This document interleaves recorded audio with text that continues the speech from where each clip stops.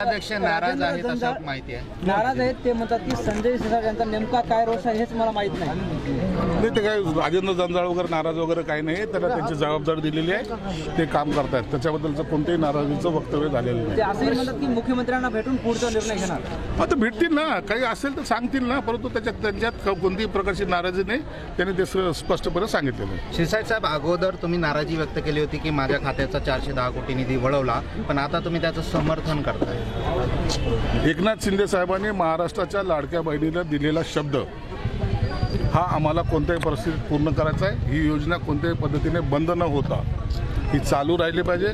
हा शब्द एकनाथ शिंदे साहेबांनी त्या लाडक्या बहिणीला दिला, म्हणून माझ्या खात्याकडून दर महिन्याला 410 कोटी रुपये जातात आणि मी त्या फाईलवर सही करतो. तुम्ही लंडनचा एक किस्सा सांगितला, नांदेडमध्ये आलात, लंडन दिसतंय की नाही? तेच मी शोधत होतो, परंतु आतापर्यंत मला दिसलं नाही.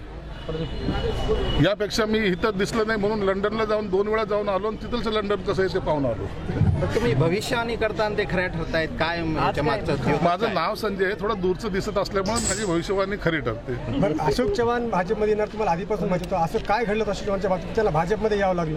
शिंदे गट इतिहास आहे, परंतु त्या वेळेला मी सांगितलेलं भाकीत हे खरं ठरलं होतं. म्हणजे कारणही असेल ना, तुम्हाला माहित असेल ना. आता त्या कारणामध्ये जाण्यात काही अर्थ नाही. आता आम्ही सत्तेमध्ये आहोत, सत्तेमध्ये सर्व आलेलं आहे, चालू आहे, म्हणून आता त्याच्यावर त्या जुन्या गोष्टी भाष्य करणं उचित नाही. बरं, महायुतीत तुम्ही विधानसभेत समोर गेलात, तुम्ही आता एकत्र आहात, परंतु तुम्ही महायुतीच्याच नेत्यांवर आता एकमेक विरोधात कडक टीका होते आहे. आता भाजपामध्ये आहेत अशोक चव्हाण आणि तुम्ही त्यांच्यावर टीका करताय, चक्क शंकररावांपासून. मी शंकररावांवर टीका नाही केली. लंडन मी हे सांगितलं की तसा प्रकारचा विकास या ठिकाणी झालेला दिसत नाही. आणि या ठिकाणी जेव्हा आमचा उमेदवार उभा, आम्ही युती करण्यासाठी वारंवार त्यांच्याकडे गेलो होतो. अक्षरशः 2ही सीट आम्हाला देण्यात आल्या येत नव्हत्या. त्यामुळं हा उमेदवार आम्ही उभा करून एक मजबूतीने इथं लढत देण्याचा प्रयत्न केलेला आहे. नांदेडमध्ये सर्वीकडेच या पद्धतीचे झालेलं आहे. युती कुठेही तुम्हाला दिसून आलेली नाही, म्हणून आता सर्वजण मित्र म्हणून लढतायत.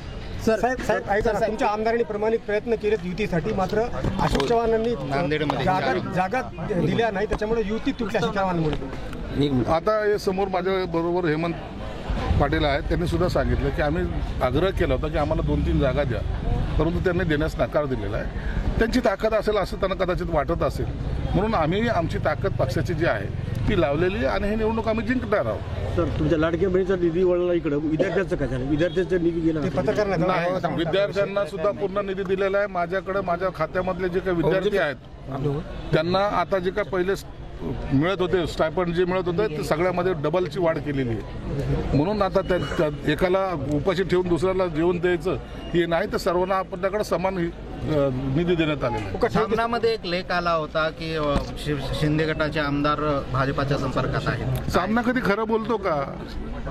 तो संजय राऊत कधी खरं बोलत नाही, सामना खरं बोलत नाही, म्हणून त्या बातम्या असतात, त्याच्याकडे आम्ही दुर्लक्ष करतो.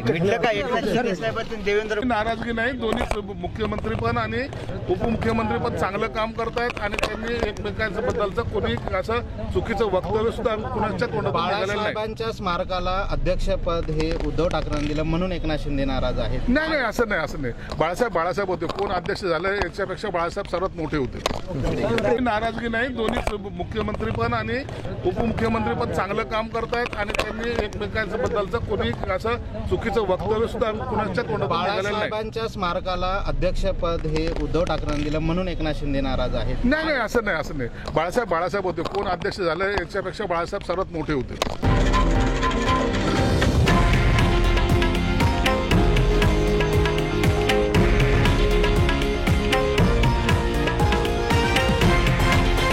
हे आहे देशातील नंबर 1 न्यूज नेटवर्क आणि आपण पाहत आहात TV9 मराठी, एकमेव.